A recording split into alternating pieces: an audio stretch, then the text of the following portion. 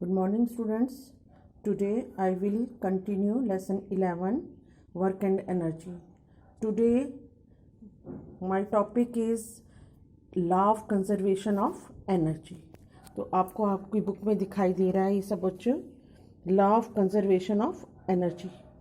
ये वाला जो आपका टॉपिक है मैं आपको नोट्स में समझा रही हूँ, आप इसको ध्यान से देखिए। यहाँ पे law of conservation of energy क्या है? ये law of conservation of energy according to this law, इस लॉ के अनुसार क्या है, energy can only be change, ठीक है, converted from one form to another form, ठीक है। एनर्जी जो है सिर्फ चेंज हो सकती है एक फॉर्म से दूसरे फॉर्म में। They not neither be created और नॉर बी डिस्ट्रॉयड, ये ना तो बन सकती है ना ही डिस्ट्रॉय हो सकती है, जो थी वही की वही रहती है। जब ये अपनी जो फॉर्म चेंज करती है, एक से दूसरे फॉर्म में जाती है, तो ये अनचेंज रहती है, ऑलवेज रिमेन सेम। तो ये वाला लॉ ये बात कहता है। ओके, अब इस लॉ को जो है एक्सप्रेस करके दिखाना है, तो वो मैं आपको बता रही हूँ कि इसको ड्राइव कैसे करना है इस लॉ को। तो यहाँ पर मैंने एक देखो डायग्राम बनाया हुआ है, ये एक डायग्राम है, इस डायग्राम को समझ लीजिए सब बच्चे। यहाँ पर एक एम मास की ए पॉइंट पर एक बॉल है, ठीक है। ये इस टाइम बिल्कुल स्थिर है, और जब ये स्टेशनरी फॉर्म में है तो इसकी क्या कंडीशन है, क्या है, और इसमें हम ये दिखाएंगे इस डेरिवेशन में हर पॉइंट पे, at point A, at point B, at point C, तीनों पॉइंट पे ये दिखाएंगे कि जो एनर्जी जो होती है वो चाहे स्टेबल हो चीज़, चाहे वो मूवमेंट कर रही हो, हमेशा जो है वो सेम रहती है हर पॉइंट पर। आपको देखो हर पॉइंट पे देखिए, एक ये वर्ड आ रहा है आपके पास, ठीक है ना। हर पॉइंट पे देखिए, ये एट पॉइंट बी है, ठीक है, एट पॉइंट सी है, तो आपको ये कैसे है सेम, तो वो मैं आपको बता रही हूँ अभी। तो एट पॉइंट ए पर देखते हैं, ठीक है, ये हमारी बॉल है, ये एट पॉइंट ए पर है। यहाँ पे देखिए सब बच्चे, the potential energy is mgh, आपको पता है मैंने कल आपको समझाया था। यहाँ पर देखिए, आपको ये वाला फिगर कल मैंने आपको बताया था कि पोटेंशियल एनर्जी ड्राइव करके दिखाई थी, देखिए याद है आपको, ये वाला पोटेंशियल एनर्जी किसके बराबर रहती है, mgh। ओके, ये कैसे निकला था ये भी आपको पता है, अब मैं आपको यहाँ पे बता रही हूँ। And kinetic energy is zero, यहाँ पर पोटेंशियल एनर्जी जो है वो क्या है, जीरो है। क्यों? क्योंकि यहाँ पर जो है काइनेटिक एनर्जी क्या है, पोटेंशियल एनर्जी इस टाइम mgh है, और काइनेटिक एनर्जी जीरो है। काइनेटिक एनर्जी जीरो इसलिए है क्योंकि वस्तु जो है बिल्कुल स्टेबल है, चल ही नहीं रही है, बिल्कुल स्टेबल है।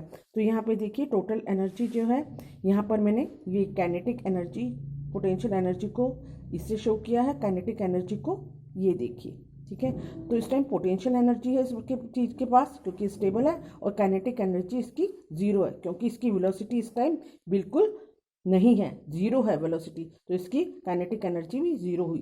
तो इसका क्या आया है आपका, ठीक है, मास पर हाइट, इसका ये जो है फॉर्मूला निकला है। अब एट पॉइंट बी पॉइंट पे देखिए, अब ये बॉल ए से बी तक, ए से देखिए यहाँ पर ए से बी की तरफ मूव कर रही है, तो अब ये पोटेंशियल एनर्जी से किस में कन्वर्ट हो रही है, काइनेटिक एनर्जी में। जब मूव करती है चीज तो स्थिर से जब गति में आएगी तो पोटेंशियल टू क्या, काइनेटिक एनर्जी। तो अब इसकी पोटेंशियल एनर्जी क्या हो जाएगी, वो कम होती जाएगी, और क्या होगी, काइनेटिक एनर्जी बढ़ती जाएगी। तो इसने क्या किया है, एनर्जी की फॉर्म बदली है, पोटेंशियल टू क्या हुई है, काइनेटिक एनर्जी में आई है, ए टू बी पॉइंट तक आई है। और अब एट पॉइंट बी देखिए सब बच्चे, as it fall its potential energy will change into kinetic energy, यही बताया मैंने। तो काइनेटिक एनर्जी का आपको फार्मूला पता है, हाफ mv² होता है। और by the equation of motion जो पढ़ाई थी, तो उसमें ये वाला इक्वेशन है मोशन की, याद होगा आप सबको। तो ये इक्वेशन ऑफ मोशन में हम ये पुट करते हैं, तो इस टाइम क्या है, इसकी वेलोसिटी v है, और इसकी जो है पोटेंशियल एनर्जी जीरो है, और 2g कहाँ लगा है, g ग्रेविटी की तरफ आ रही है चीज, और x क्या है इसका, ये जो इसने यहाँ से यहाँ तक डिस्टेंस तय किया है, that is represented by x. तो ये इसलिए यहाँ पर क्या आया है, एक्स आया है। तो आप कहीं ये सोचो कि एक्स कहाँ से आया, तो ये समझ लीजिएगा। अब हमने इक्वेशन को ये सॉल्व किया, वी ठीक है, जीरो हट गया, ये आ गया क्लियर। ओके, तो हाफ एम वी स्क्वायर हमारी ये काइनेटिक एनर्जी का सिंबल होता है। तो इसमें हमने जो है ये पुट कर दिए वी स्क्वायर की वैल्यू, ये यहाँ पर पुट कर दिया हाफ एम वी स्क्वायर में। तो ये 2 से 2 कट गया है और क्या आ गया हमारा एम जी एक्स। ठीक है, यहाँ पे भी हमारा यही आ रहा है, यहाँ भी यही आ रहा है। ठीक है, एच की जगह ये क्या है, एक्स। एक्स क्या है, हाइट। ओके, अब है एट पॉइंट सी। अब क्या हो गया, अब ये वस्तु ए पॉइंट से डायरेक्ट सी की तरफ आ रही है। When the object reach a height will be velocity will be highest.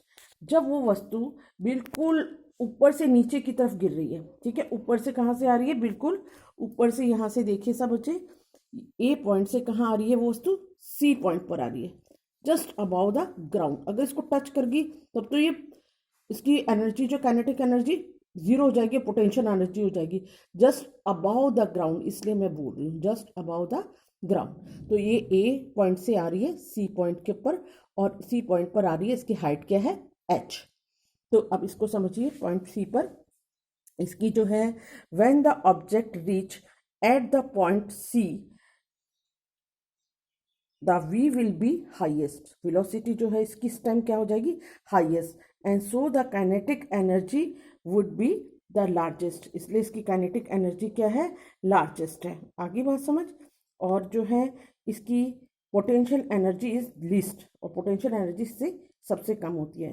Suppose the ball cover the distance H when it moves A to C, the velocity ball at point C. अब इस point सी पर भी ये देखिए आपका वही motion का formula लगेगा। इसमें वेलोसिटी है, पोटेंशियल एनर्जी जीरो है, जी ग्रेविटी की तरफ आ रही है, एच इसने हाइट की है, उस सिंबल में इसको आपने इसको सारे को ऐसे सब्स्टिट्यूट करके दे देना है, हाफ एम वी स्क्वायर। ठीक है, half M V V square की जगह ये वाली वैल्यू पुट की है, हाफ 2 से 2 कट गया एम जी एच।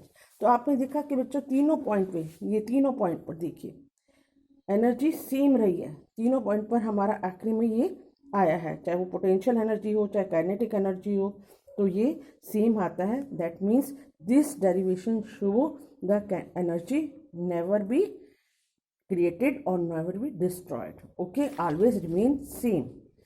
ठीक है, चाहे वो अपनी फॉर्म चेंज करता है लेकिन एनर्जी सेम रहती है। अब बेटा आपको ये जो है 156 नंबर पेज के क्वेश्चन है वो समझा रही हूँ, ये भी आपने करने हैं। व्हाट इज पावर, पावर क्या होती है, power is the rate of doing work, आप कितना काम कर सकते हो, आप में काम करने की कितनी क्षमता, दैट इज कॉल्ड पावर। ठीक है, जो इसकी जो ऐसा यूनिट होती है पावर की, वाट होती है, वाट। तो अब मैं आपको बता रही हूँ, डिफाइन 1 वाट ऑफ पावर क्या होती है। When A work of 1 joule is done in 1 second, ये क्या है 1, ये 1 है बेटा, इसमें कंफ्यूजन ना होना, आप कहीं सोचो इसको इज है, ये 1 है, 1 सेकेंड। ठीक है, जब कोई वर्क 1 जूल 1 सेकेंड में किया जाता है तो उसको क्या कहते हैं, 1 वाट।